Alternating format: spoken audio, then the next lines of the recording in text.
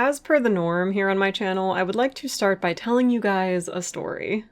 So if you've been here for a while, you've probably noticed at some point that I am a person who's pretty critical of the modern Ace Attorney fandom, or at the very least critical of a very loud, very vocal minority. They're mostly people I see on Twitter and TikTok in passing, and mostly folks who are a little young and clearly new to fandom, but that is not the only demographic, and it certainly bleeds out into other spaces. It's a hard position for me to sit in, genuinely, because to me, fandom is something that should always be celebrated, regardless of what form it takes. It is also like, not supposed to be a big deal. It's supposed to be fun, and I try to err on the side of just ignoring what annoys me because I feel like most of it really doesn't deserve the energy of engaging with or getting mad at that. Most of the time, I succeed in that, and I attribute that aged self-control to why fandom has so rarely been an unpleasant place for me. Unfortunately, it is really hard to do this with the Ace Attorney fandom. In my decades-long time in fandom, I've never been in a fan space quite so hostile and hard to curate. Popular headcanons and fanon are incredibly pervasive, and while those are all things that are supposed to be fun, they're treated like the proper law of the land in a lot of AA fan spaces. In other fandoms, I find that if you disagree with the popular fandom, it's a rather unremarkable non-issue. You agree to disagree and you move on. In the modern day AA fandom though, if you dare to speak against the groupthink, you're treated as though there's something wrong with you, unpersoned, and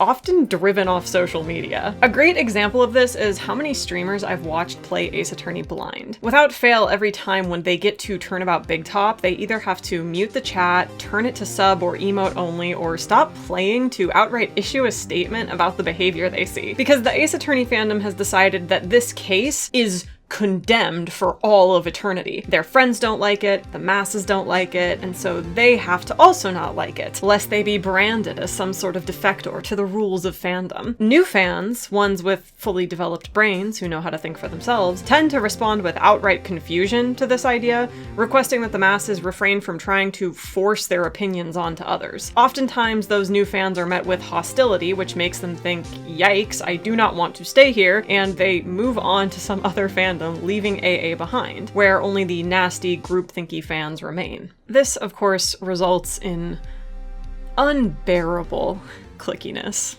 A more personal example is one I talked about in my video deconstructing the fanon around Manfred von Karma. In this video, I talked about how I once made the mistake of expressing on Twitter that I think he's often stripped of nuance and used as a fantasy for people to process and find catharsis regarding their abusive childhoods. I talked about how I thought this was fine and wonderful and wholly understandable, but that I didn't get why people insisted these headcanons were present in the text itself. In my video, I go into some detail about how I was unpersoned on Twitter for this simple difference in opinion over a collection of pixels and lines that literally do not exist. And when I say it was impossible to curate, I mean it was impossible to curate. Blocking people would simply result in them bragging about their blocks to friends, making sock puppet accounts to obsessively squat on my account and quote retweet everything I said so they could laugh at it. It's 100% the initial reason I left Twitter. If I can't talk about my special interests somewhere, then I really just have no interest in it as a platform. And AA Twitter had decided to condemn me simply because I told them, hey man, that's not canon.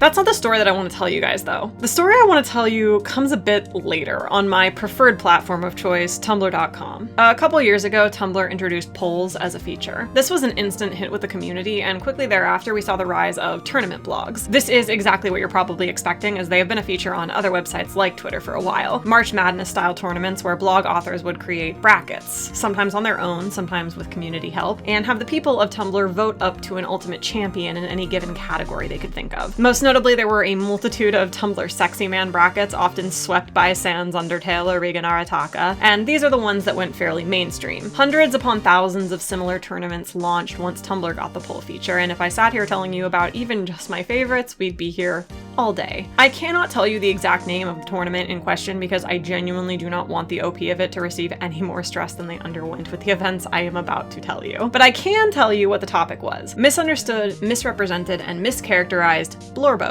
A blorbo, if you don't know, is a fandom term that refers to a character you like. They might be your favorite, or just a character you're a little haunted by or insane about, but if they are often misunderstood by the fandom, this was a tourney for you to submit them and have them duke it out against others. Naturally, I submitted Manfred von Karma. I've had my fair share of misrepresented blorbos in my life, but none have made people quite so heated as the stony god of prosecutors and his many many heinous acts. Manfred was popular enough in the submission stage to make it into the bracket, but once the various submissions regarding him were posted by the OP, all hell broke loose. Tons of those vocal, fan-and-brained Ace Attorney fans I mentioned at the beginning of this video unleashed absolute hellfire upon OP, who by all accounts was just an innocent bystander and literally had never played Ace Attorney. The submissions in favor of including Manfred almost all pointed out that people in fandom hated him for things he did not do, which was odd considering how hateable he is for everything he did do. I have a whole video where I unpack all this, so I'm not going to rehash it, but the gist of things is that people who were for him said, hey,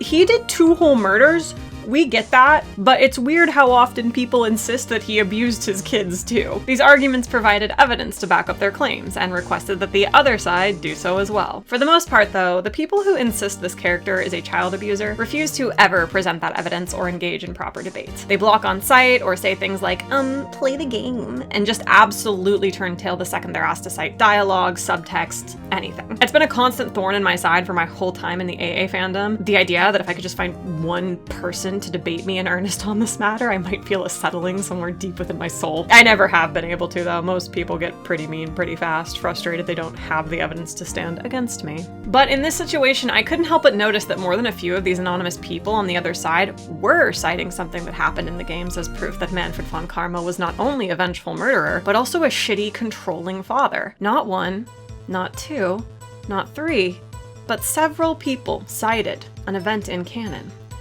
where Phoenix Wright, in his time away from Miles, wrote a multitude of letters in an attempt to get in touch with his old beloved friend. Manfred von Karma, fearing what might happen to his protege if he saw these letters and made some attempt to keep love in his heart, intercepted them one by one and burned them to mere ashes. So in case it wasn't clear, this never fucking happened. Not only did Manfred von Karma never intercept or destroy the letters that Phoenix Wright wrote to Miles Edgeworth, there literally were no fucking letters. I cannot stress enough that Phoenix does not go into detail about his time trying to contact Miles. This right here, this line I am showing on screen, this is all he said. He doesn't go into more detail, he doesn't say how he tried to contact Miles, or if he even knew where Miles was, or what challenges he faced in doing so. He just says this. We are left to fill in this blank ourselves, and that is precisely what people have done. Fanfiction authors, of course. Fanfiction authors have done that. And as I have stated so many times, I fucking love fandom. I love fanon and fanfiction and the wide breadth of headcanons, contradictory and strange, that a single fandom can produce. That diversity in ideas and thoughts and interpretations is what makes fandom grand, and that is why I am so very angry with this fandom and how they refuse to allow room for any of that diversity to flourish. Because these people were not saying, I personally believe this is what happened, or subtext suggests this is what happened. That is not what they were saying at all. They were saying, this is what happened in the text. This is what happened in canon. And it was that bullheaded insistence that this simple headcanon of theirs was in fact true that made me come to a very terrifying realization. One I have since been able to confirm time and time again. The modern Ace Attorney fandom is comprised of a large amount of people who have never played or watched anyone else play Ace Attorney. Okay. I'm really not interested in being a fandom gatekeeper. That's not a hot look on anyone, even a person like me who can make just about anything look hot. But again, the problem here isn't that people are getting their ideas about Ace Attorney through fanfiction and fan art and the like, although that does hurt my soul a little. Please play Ace Attorney. It's fucking life-changing as it is. You should play it. The problem is that they're being fucking mean about it. Like I said, this fandom is actively hostile to new fans, because what I have seen happen time and time again is this. 1. Someone plays Ace Attorney for the first time. It is, of course, life-changing. They go seeking out fan works. 2. With the canon text fresh in their mind, they can't help but notice how off some of these fan works are, how they contradict canon or misrepresent certain characters or events, or outright ignore the greater scope of things. 3. Eventually, the newbie gets to a point where this gets frustrating. They speak out on this matter. They might be angry or they might just be confused, but either way, the result is the same. 4. They are marked as a defector from the popular fanon. They are not to be engaged with. They spoke against the groupthink, and they are now unpersoned, forever designated as an apologist for bad shit, bad character, bad take. 5. This feels like fucking shit. They decide they do not want to be in the AA fandom anymore. They move on to kinder fandoms, with more room for diverse and open discussion, and less room for immature high school mean girl bullshit. 6. This happens ad nauseum. The newer, kinder, less hive-mindy fans leave. Without them, only the mean girls remain. Unfortunately for the mean girls, I am autistic, so I am not only well-versed in surviving bullying from the popular crowd and incredibly loud and stubborn in the face of adversity, but I am also wholly fucking immune to peer pressure. I am what you'd call a new AA fan, as I have only been here since late 2021, and in that time I have, of course, seen my fair share of the wildest fucking bastardizations of canon on planet Earth. My main counter to this, of course, is to make things, and so that is what I do. I make fanfiction where Manfred von Karma is nice to his kids. I make video essays where I talk about how Franziska is a deep character, or why I think Big Top is cool and narratively important. I figured this was probably the natural next step. What if I made a video of some of the most common pieces of misinformation I've heard over the years, and talk about why each and every one of them isn't quite the truth? So that is what I am here to do today. Though I have been rather matter-of-fact about the disdain I have for the more hostile folks in this fandom, I want to make it clear this video is not meant to be a hit piece. It's meant to be a reference point, to inform and to be an aid for the people who do want a refresher or perhaps don't have the time or resources to play the games for themselves. If you're still listening, you're probably someone who is genuinely intellectually curious, and knowing my audience, that's probably most of you. If you're new, welcome.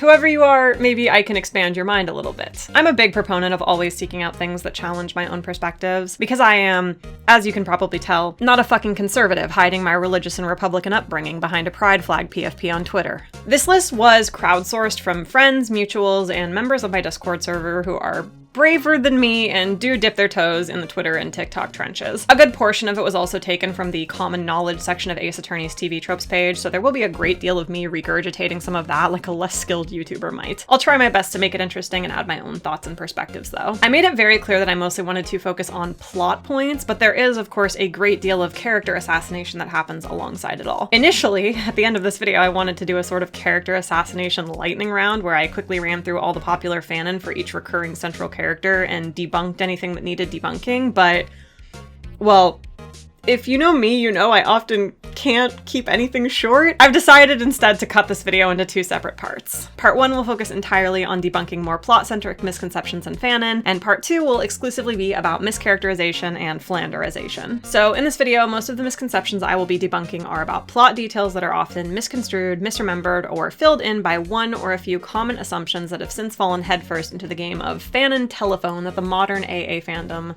loves so much. I also am only going to be handling the original trilogy for now because at this point in time I've yet to play the sequels and thus have yet to grow interested in making videos about them. That may very well change once I've properly experienced them, and if the mood strikes, you can expect to see a video on misconceptions from the spin-offs and sequels in the near future. Without further ado, here is my list. In no particular order, starting with number 1.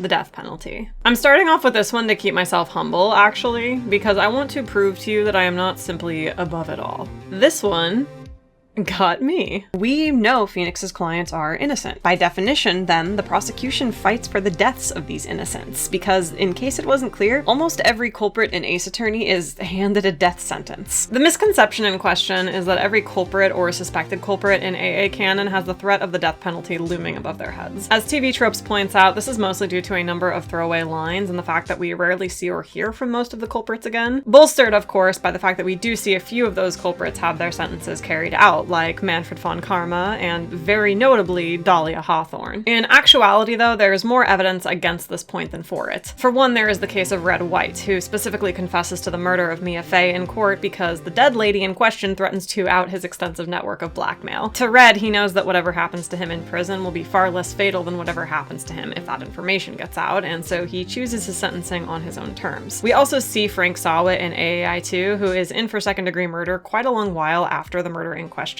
with the implication being that he could someday be let out if he behaves himself while in confinement. TV Tropes also points out that this line is a minor mistranslation that leaves out a very crucial word: possibility. While there is a very good chance that one might be sentenced to death for taking a life of their own, it is not in fact set in stone, and the point is raised that this line might exist solely for the purpose of foreshadowing the events toward the end of Game 3. The stakes are not quite as high as some folks seem to believe. This is, once again, a fairly easy one to fall for. For me, I just heard it from someone who had been in the fandom longer than me and felt no real need to dig any deeper or position it against the contradictions. But you can rest easy at night knowing that all those game over timelines you inevitably splintered off with your save scumming don't all end in absolute tragedy. Number 2.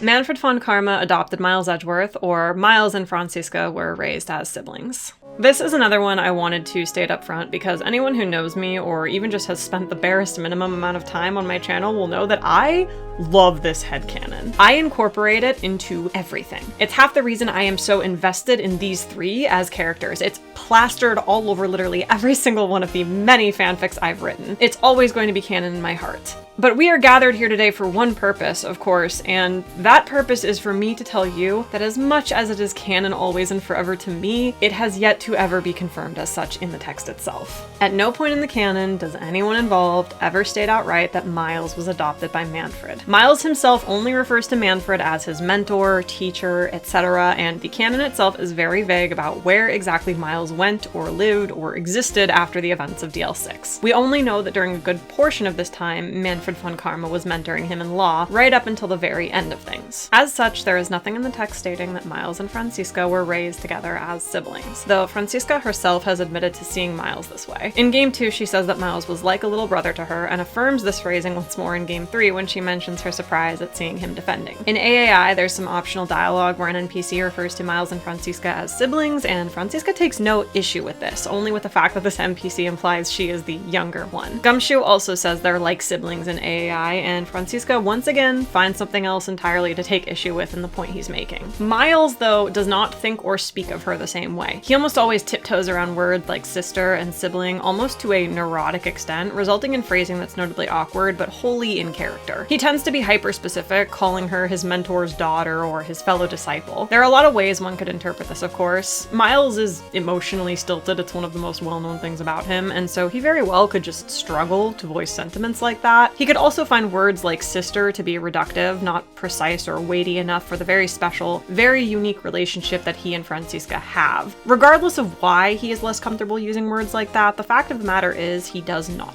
He does not at any point verbally acknowledge that he sees Franziska as family. There's a bit of flavor text that I have seen come up in this debate from time to time. It's this bit of optional dialogue in Farewell My Turnabout. When you storm Onguard's mansion with Miles, you have the option to examine his fireplace, and Miles comments on its grandeur with a note that he doesn't like anything that reminds him of his youth. Originally, this line was mistranslated, and Phoenix alluded to him living with a rich aunt, but when they cleaned up the dialogue on subsequent re-releases, Phoenix simply comments that Miles had a rather affluent lifestyle growing up. To Miles's disdain, Phoenix comments that his friend is still not over that incident. Vaguely, but it's pretty obvious that he means DL6. I totally 100% get how very easy it is to read this line as being about his time growing up with the von Karmas. And I realize that this is going to sound like the stretchiest stretch ever, but please stick with me. This line is about Miles's life before DL6. No matter where he was housed, Miles always came from a high-class background. We're told time and time again that Gregory Edgeworth was a truly prolific defense attorney with many,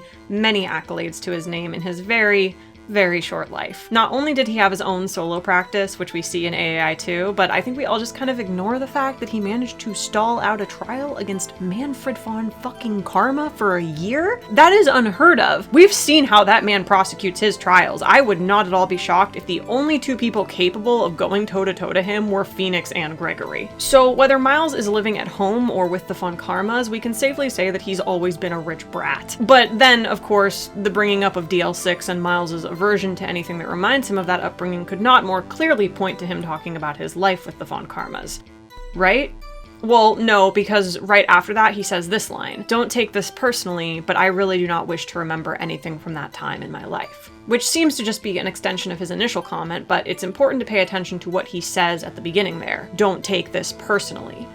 Why would Phoenix take it personally if he is talking about living with the FranMayas? Phoenix has nothing to do with that. He wasn't even in Miles' life at that time. So the no offense stuck on there makes absolutely no sense in that context. It does make sense in the context of his pre-DL6 childhood though. Miles is saying that he doesn't want to remember the childhood he lost, the childhood he had before his father was murdered, because thinking about how it was taken from him hurts too much. Phoenix comments in that regard, saying, yeah, it makes sense that you'd still be hurting over that loss. And then Miles replies, don't take this to mean I am rejecting you and the time we shared together as kids, but I'd rather not be reminded of what I could have had if things were different. So while you really have to dissect that line under a microscope to pry apart what's actually being talked about, I think once you do the work there, it becomes pretty clear that the interpretation I presented at the end there is the only take that makes any sense. And again, I know that it's probably a bit unfair to judge anyone for not obsessively going over every word and letter of every piece of optional dialogue in this very text-heavy series with a fine-tooth comb, but that is, of course, a reason I am making this video, because I absolutely adore doing just that, so I may as well save the less detail-minded of you some trouble. One thing that puts a point in the court of the adoption and sibling truthers is, of course, the anime, which blatantly and unapologetically shows Manfred von Karma more or less signing the damn adoption papers. There's absolutely no room to deny that's what's happening in this version of canon. Look at how delightfully fucking domestic this shit is. Oh my god, they're eating dinner. They're watching Toku. Oh my, she put clothes on the dog. They're going shopping. Bro, I fucking love it here. That said, the anime is obviously its own offshoot of canon. It exists in its own bubble, and while it is more or less my favorite version of canon, I think we can all agree that it is not the truest form of canon, regardless of Takumi's involvement in its direction. Until we get something more explicit, we have to stick to the facts that the actual visual novel in its original state presents us with. I have a big brain, so in my own fanfiction, I do simply ignore these facts because I think it is a bit of an odd and uninspired choice, and I can do whatever I want. However, when it comes time to buckle down and seriously discuss and analyze the text, you know my ass is the one going, actually, at anyone who falls for this. And it is, of course, very easy to fall for. You really have to pay attention to realize it's not the case. Even the official fucking Ace Attorney Twitter account fell victim to this specific fanon. They made a post in July of 2024, very recent to the year I'm recording this for anyone in the future, that was part of a series of character profiles to promote the AAI remaster coming out in September. In Francisca's, they specifically say she grew up with Miles as an adopted brother and that the two of them share a sort of sibling rivalry. This put the annoying fanon brains on AA Twit into such an obnoxious state of I told you so hyperdrive that the whole fandom more or less exploded for a week, while the one poor soul who runs the AA fandom wiki, literally the last bastion of common sense in the current landscape, religiously following canon, tried to figure out if outside material like this counted as canon. Somewhere along the line, the PR team running the AA Twitter account realized they fucked up and deleted the tweet, replacing it a bit later with something a little more vague and in line with the actual canon. As I'm sure you can imagine, the sibling truthers did not take this well and are probably seething and molding to this day. So while I do love this headcanon, and there is nothing in canon that directly contradicts it, please do keep in mind, it's just for fun, y'all. It's very much not canon. But with a strong letter writing campaign and access to Capcom's public address, it can't stay that way for long! Number 3. Dahlia abused Phoenix. Is this one as perplexing to you as it is to me? Because the first time I read this in a fanfic, I was so wholly confused, and I was like, oh, that's probably just a weird AU-type headcanon that OP has. But then I just kept running into it everywhere, and I felt like I was being gaslit by the whole fanbase. So there is apparently a huge chunk of the AA fandom that wholeheartedly believes that Phoenix and Dahlia were in a relationship, and in that time, Dahlia was his abusive girlfriend. For those of you who do actually pay attention to the plot points laid out right in front of you, I imagine this one might be kind of hard for me to debunk without sounding horrendously condescending, so you'll have to bear with me as I speak to the people who apparently played a different game. Dahlia and Phoenix met twice. Once in the law library when she gave him the poison necklace, and once in court on the day she was convicted. Every other time, Phoenix was with Iris. Phoenix and Iris had a long-term relationship, Initially because Iris was scared of Dahlia hurting or killing more people, and she thought that she might be able to get the poison back if she pretended to be Dahlia and dated Phoenix herself. Over time, Iris fell in love with him, and though Phoenix did not know her true identity, it is very clear that he was in love with her too. Phoenix loved her enough to eat poisoned glass for her, in what I can only describe as classic Phoenix fashion. Phoenix almost immediately knows something is up when Dahlia takes Iris's place. He says to Mia after the trial that he's certain that wasn't his girlfriend. If it's your first time playing, this is meant to be waved off, and that's exactly what Mia does. Both she and the player are meant to believe that Phoenix is in shock and denial, that this is a side of his girlfriend he was unaware of, played for a fool by this woman who we know to be manipulative and cruel. But on a second playthrough, it's clear that this line was intentional foreshadowing. Phoenix wasn't off base at all. He was 100% correct. Someone snuck in and took his girlfriend's place, but he knew Iris well enough to know that it wasn't her. And, presumably, Iris was so good to him that that's what made him certain. Again, those of you who actually played the games are probably sitting at your computer screen right now like, yeah, Wendy, duh! I would once again like to reiterate, points like this are how I found out that there are huge swaths of people in this fandom who literally have not played the games and get all of their info from fanfiction telephone. If you're sitting here confused and bored as I explain plot points to you, I hope at the very least you can get some entertainment at being exposed to corners of the internet previously unseen. Please know that ignorance truly is bliss.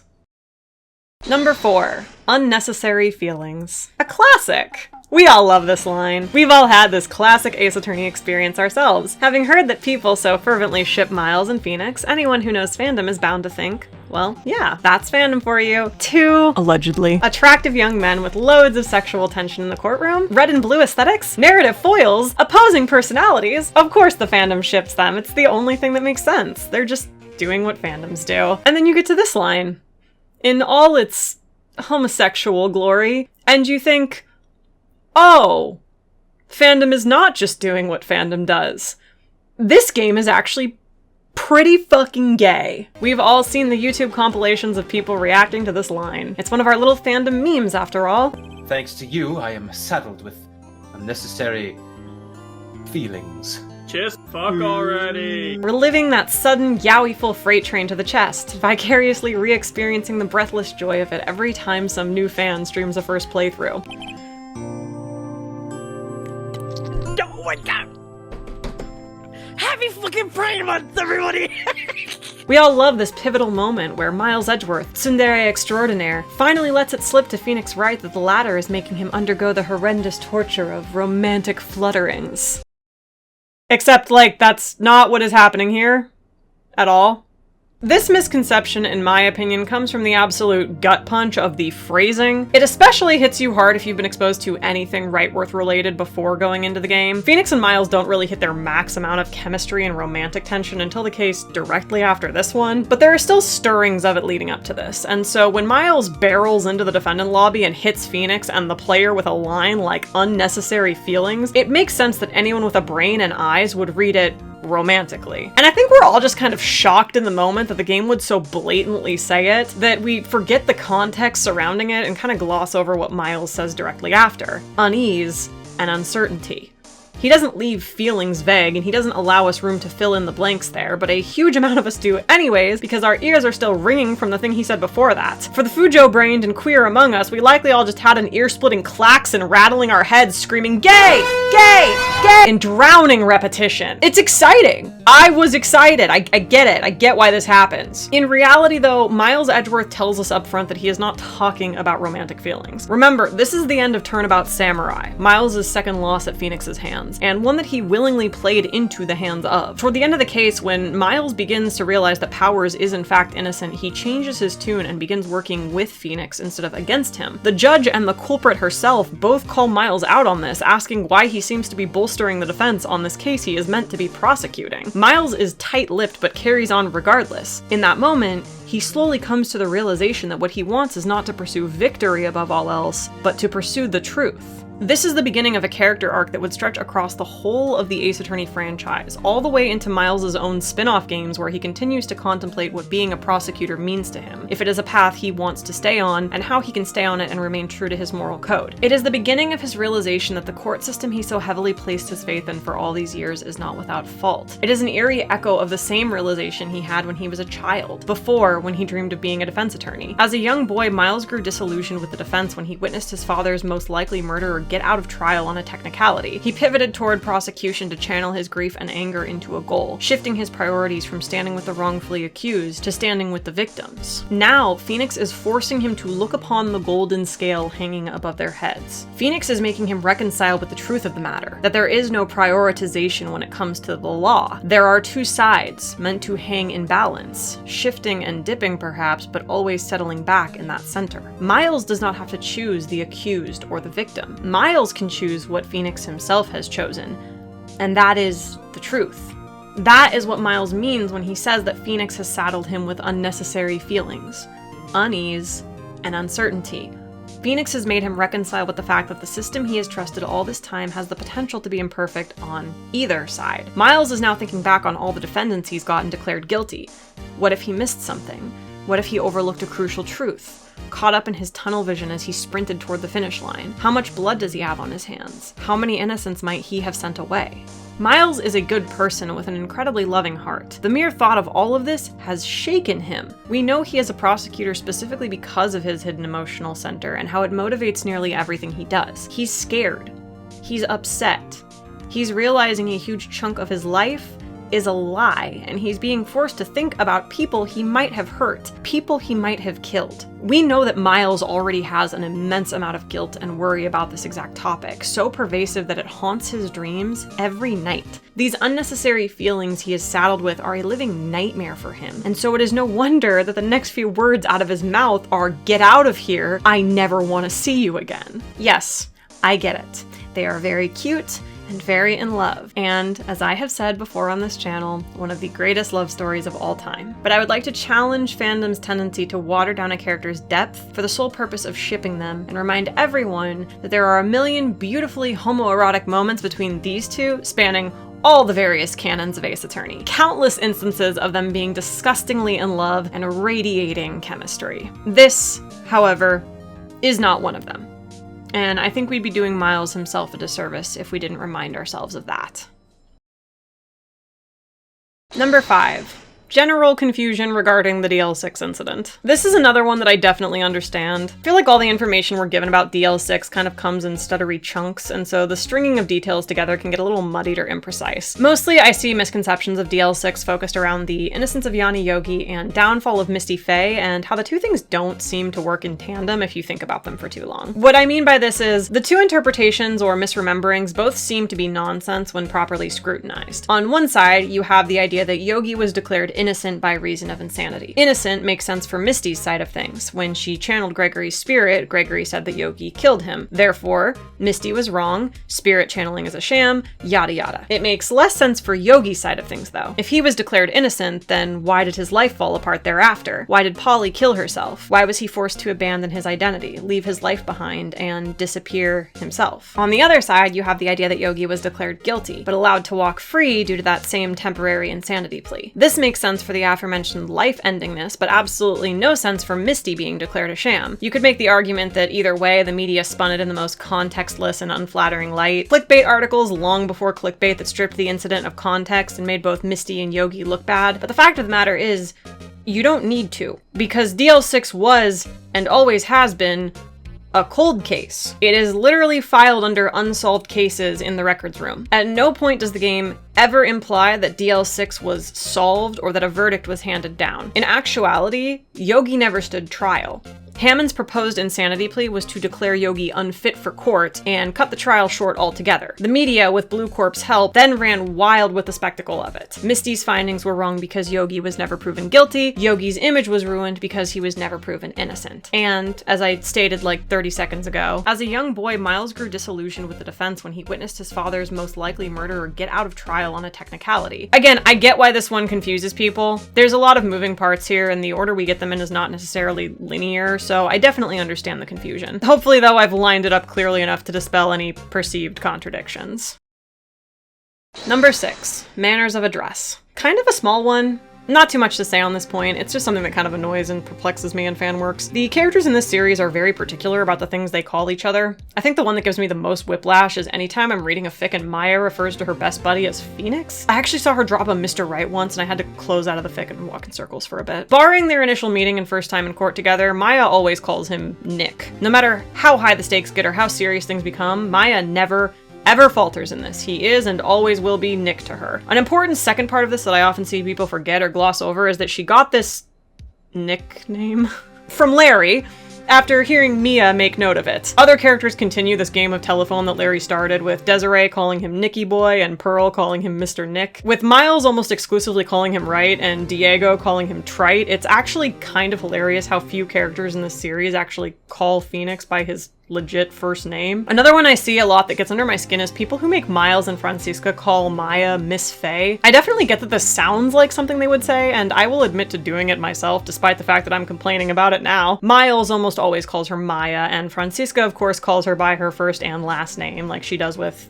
everyone else. On the note of Francisca, she will rarely drop the Edgeworth from Miles's name. There's no real rhyme or reason to when or why she does it, but she does it a lot more when she's younger. There are also a good amount of characters that she'll refer to by title or by their last name, like calling Bikini sister or Acro by his stage name. Occasionally, she will refer to witnesses as Mr. or Mrs. with only the last name. A huge one that gets on my nerves is when people make Francisca call Manfred father. She uses this word for him incredibly sparingly, almost exclusively referring to him as the cutesy, diminutive Papa! Ne, Papa! Papa? Papa はどんな悪者も Papa? Papa! パパと一緒に戦いたいわ Papa!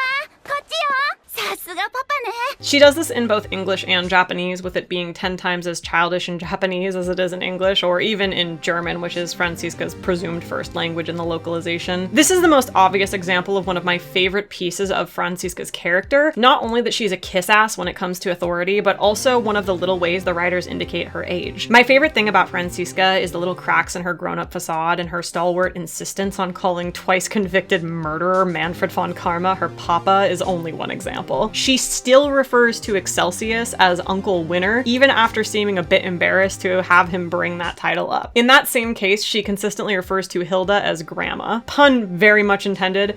The whiplash of these exceptions is incredibly pronounced given how severely and formally she refers to almost everyone else. Conversely to how people flip Francisca's papa to father, they inexplicably do the exact opposite thing to Miles. Miles only ever calls Gregory father, before and after Gregory's death. This is meant to offer us the same effect in it being a cute quirk. Where Francisca is trying to act grown up but can't hide her endearing childishness, Miles is endearing here because we see him in his little bow tie talking about his father and how he wants to be a lawyer and get to awe at it because, oh god, he's always been like that. A precocious young brainiac with just massive quantities of undiagnosed autism. Two houses, both alike in dignity. Some other things here and there, Maya tends to either swing formally or casually with little in between. She calls Miles and Francisca Mr. Edgeworth and Miss Von Karma initially, but refers to her favorite people as Sis, Nick, and Pearly. Eventually, she drops the Mr. from Edgeworth's name, and after a moment of hesitation, chooses to bravely first name Francisca. Phoenix calls Pearl Pearls, which I have been told from my sequel trilogy friends is something Miles picks up from him later. Miles calls Manfred Von Karma Sir when addressing him directly. Manfred always calls Miles by his last name, despite their closeness. Phoenix tends to call Mia Chief when he's especially nervous or feeling lost, which I think is very cute. I'm sure there are a ton of these, but these are just some of my personal pet peeves and favorites from canon. This bullet point is less of a debunking and more of a, if you're gonna make a fan work, double check and see how the characters refer to each other. It's a little thing that can make a big difference, and once you've learned those rules, that's also when you can break them. Personally, you will pry Francisca calling her girlfriend Miss Faye from my cold,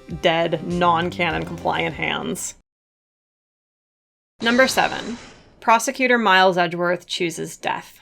This is another one I've talked about before, but given that it was in the video focusing not on Miles but on Francisca, I didn't spend too much time on actually delving into the misconception part of it. While I am 100% in support of people exploring Miles's note as a suicide allegory or writing offshoots or AUs where that is what it is intended to be, I do want to kind of pull everyone back down to reality and remind them that those interpretations are, again, just exploratory headcanons. I think we can pretty safely say that Miles is an example of the Japanese cultural phenomenon known as johatsu, which refers to people who more or less pack up their established lives and disappear from society due to a number of cultural factors. Misty Faye is also an example of this, though it's laid out a bit more clearly that she is missing and not presumed dead. The misconception here is that Miles was ever presumed dead by the people around him. The player is meant for a while to assume that Miles is dead. His fate is hinted at but not explicitly confirmed until halfway through the game, and Phoenix is a cagey bastard who refuses to talk about his problems. In the middle of Case 2, Phoenix claims that Miles is dead, but typical of his usual bullshit, refuses to elaborate on the matter. I can understand then why people would project those feelings onto the people around Miles, but the fact of the matter is,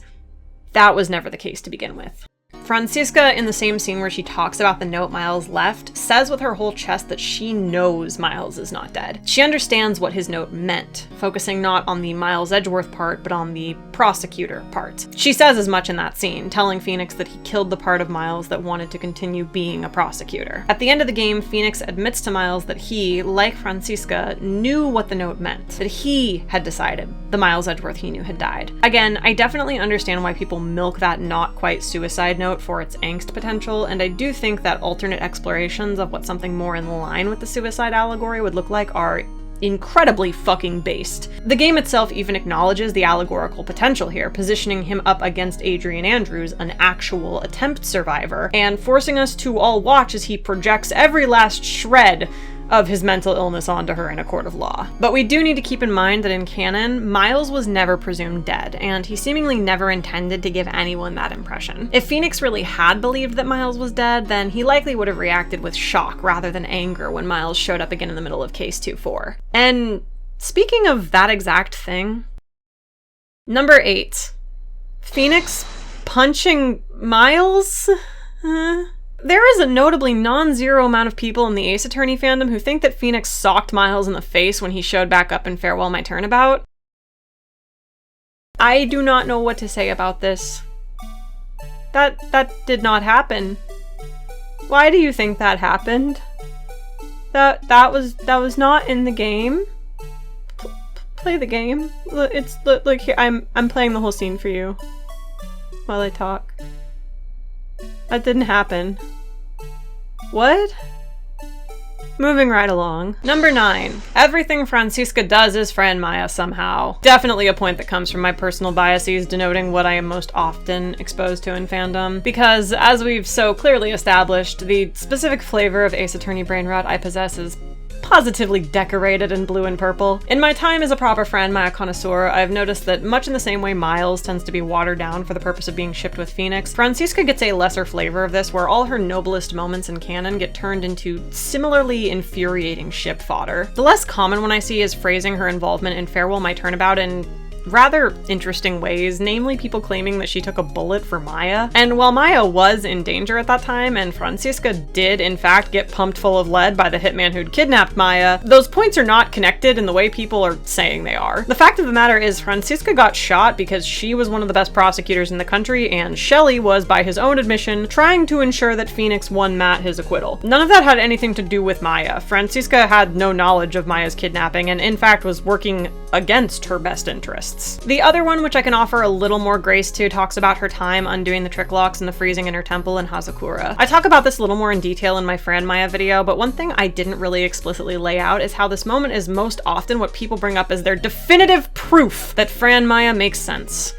I am here to tell you guys that FranMaya makes no sense, y'all. It's a delightfully inexplicable ship, and its whole basis exists not on what it is in canon, but what it has the potential to be. There are no sweeping grand moments in canon that offer us fuel for our FranMaya fire. FranMaya is the struggling Himejoshi ship, and we will all feel better as a FranMaya nation when we accept that fact. Franziska did not pull an all-nighter on a freezing mountain undoing magic puzzles because she had a crush on a girl. Franziska did that because she is a protective spirit with a strong sense of justice and an immeasurable wall of chivalry and love for the fragile and victimized. Franziska did that because she is a good person and she would have done it for anyone. Would she have done it personally for anyone? That I cannot say as surely. Again, I talk about this in my FranMaya video, but I do think her choice to be the one to personally undo the trick locks as opposed to having her subordinates do so was because everyone thought Maya was in there. Pearl had just thrashed her for trying to get Maya convicted a year prior, and Franziska did not react well to that thrashing. And I don't think it's off base to say that Pearl's words might have stoked a new fire in Franziska to go out on a limb for Maya's sake in an attempt to make up for her past wrongdoings. But saying that's because she is into Maya is a stretch, and a disservice to Franziska's character. She is a kind-hearted person despite the image she projects, and to tie that kindness strictly to shipping is unfair to all the work she does. Number 10. The player decides the verdict in 2-4. Rounding it off at this nice big listicle approved number, we have another pretty easy one to misremember. I'm 100% sure this misconception comes from the fact that at 2 separate points in this trial, the player is prompted to decide if Matt Ongard is guilty or not guilty. Given how much Farewell My Turnabout breaks the mold of pretty much every single case that comes before it, it makes some sense that people would remember it for how it diverts. I could definitely see all of that sort of getting twisted and mixed up in the heads of folks who haven't revisited it in a while, because it's a very compelling idea, and 2-4 is a very compelling case. Much as I understand it though, it's still on the list, and despite being a very compelling idea, definitely not what I would have preferred if it were canon. The first time the player is asked to choose is on the tail end of the case. Phoenix is about to open his mouth to speak whatever it is the player decides, but he's cut off by Franziska finally making it to court, derailing the previous line of questioning with what eventually amounts to decisive evidence. I think a lot of people also misremember the verdict choice here as being the direct cause of the fabled bad ending, so I'll throw in a debunking of that one too. It's not the player's choice here that decides if you get the bad ending. It's the player's choice after Franziska presents all the evidence she had. You have to be very specific with what evidence you take from her and who you present it to. And if you get either of those choices wrong, it will trigger the bad ending. After you have moved past this point, the trial finally begins its proper conclusion. At that point, the verdict is a formality. The judge is not asking what verdict he should hand down, he is asking Phoenix if he would like to stick with his initial plea of not guilty. You can say whatever you want here, and you can get different dialogue depending on what you do say. Personally, I love sticking with not guilty because Phoenix is a lot smarmier about it, and that is my favorite version of him. But regardless of what the player has Phoenix choose here, it's Matt himself who decides the verdict. He begs and pleads for a guilty verdict from the court because he would much rather be safe in prison than out on the streets where the assassin he made a very powerful enemy of can kill him. This is the only proper version of the story. 2-4's good ending always ends in a guilty verdict no matter what you say or do. The only way to affect the verdict is to present the wrong evidence to the wrong person toward the end and trigger the bad ending. But a guilty verdict is crucial to the best possible ending of the game for a multitude of story reasons. For one, it cements the character development that Phoenix has been going through for the whole case, the one meant to parallel Miles' own crisis that he goes through in Game 1. In Game 1, Phoenix shows Miles that victory is meaningless, that the courtroom needs 2 opposing sides to function, that what matters in the end is seeking the truth. When Miles takes this lesson and abandons Phoenix, the latter regresses into his most bitter and depressed self. And when Maya is kidnapped and held for ransom, Phoenix loses sight of this ideal entirely, tunnel visioning in on victory, concerned only with his verdict, so much so that he genuinely struggles with the idea of throwing someone innocent under the bus simply because that's how dark of a place he's now forced to exist in. When he learns his client is guilty, much in the same way Miles learns that so many of his defendants were innocent, Phoenix struggles to even find the will to stand in court. What does he stand for, if not the moral code he's so dutifully built within his heart? So, finding this truth again, having Miles come back and remind him of it, continuing the themes of karma from Game 1, is what the final case sets out to accomplish. When all is said and done, Phoenix has finally puzzled out a way to defend a guilty man without betraying himself. And the guilty verdict is crucial to that because it is antithetical to everything Phoenix believed at the beginning of the game. And that is okay. The settling of this character arc is about him accepting that truth and letting it pass through him, and knowing he can do it while still staying true to himself. Secondly, the guilty verdict is important to Franziska's character as well. I talk about this a lot more in depth in my Franziska analysis video, but remember, this was Franziska's case. After suffering 2 incredibly painful losses at the hands of Phoenix Wright, watching him shatter her perfect record just like he shattered the 2 men who came before her, Franziska finally had something. Matt Ongard was guilty, and it was on her to prove it. She was finally going to win, and she knew it. And so did the killer. Unfairly then, simply because she was so good at what she did, the victory was ripped from her hands, and like always, the fates gave it to Miles Edgeworth, who I personally believe Francisca should legally be allowed to do a DL6 sequel on at this point in the timeline. Still, she did everything in her power to cinch the case that was taken from her, and she did. She showed up with stitches fresh in her shoulder and decisive evidence in tow, and it was her and her alone that decided that final guilty verdict. Her guilty verdict. The one that was so cruelly wrested from her grasp. And so she stands in court, finally, knowing that she was the deciding factor, knowing that she was the reason the case could continue, knowing that she was the reason that Phoenix Wright is about to get his perfect win record shattered. And then it falls to pieces at his foolish feet, and the bastard has the nerve to smile and celebrate. Francisca was not even allowed the comfort of this victory. It rang hollow and worthless there in her chest, and that is why she stormed off and threw her whip away and revoked her status as a Von Karma. She couldn't reconcile the feeling of that victory. She couldn't understand why it didn't feel triumphant like everyone that came before it, when it should have been her greatest moment of all. This guilty verdict is what finally makes Francisca cross that horizon. It's what finally makes her start to understand what Phoenix and Miles both have just finished going through themselves. All that to say, allowing the player to choose the verdict at this point in the story would do a huge disservice to all the moving parts woven throughout this case. Thematically and cohesively, it always had to be a guilty one. And much like Phoenix himself, the player is required to sit there and allow it, if they so badly want their happy ending. This marks the end of part 1 of my big-ass compilation of Ace Attorney misconceptions. Thanks as always for listening to me argue with a wall, and be sure to drop me a comment letting me know your thoughts. What did I miss that you go crazy about? Did anything in this video surprise you? And did any of these misconceptions fool you like some of them fooled me? Let me know. Be sure to stay tuned and maybe even subscribe so you don't miss part 2 when it drops. If you're watching in the future, that'll be linked on screen right now. As always, please also be sure to give some love to the artists that generously collaborated with me for certain parts of the video. The thumbnail was drawn by my lovely girlfriend Bailey, and I was lucky enough that the insanely charming and skilled Grace Kraft straight up just drew like 5 fully colored pieces for me to use here. It always makes me insane that I can only really keep art on screen for a short while a lot of the time, so I need you guys to not only hit up my artists, but like also just pause the damn video to admire them. Please do it for me. All right, that's all I got. That's it for now. Thanks again. Stay rad, and remember to keep asking questions.